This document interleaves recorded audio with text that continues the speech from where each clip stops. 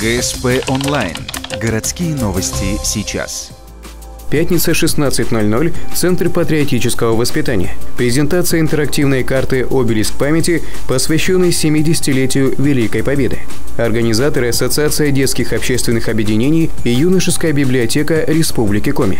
Целью акции стало проведение полного учета мемориальных объектов, посвященных Великой Отечественной войне на территории Республики Коми. Планируется, что в рамках проекта «Обелиск памяти» будет издан сборник «Летопись памяти», в котором тоже будет содержаться информация о всех объектах памяти, посвященным участникам Великой Отечественной войны, находящимся на территории нашей республики. И планируется, что в мае уже этот сборник будет распространен по всем образовательным учреждениям, которые приняли участие в реализации этого проекта.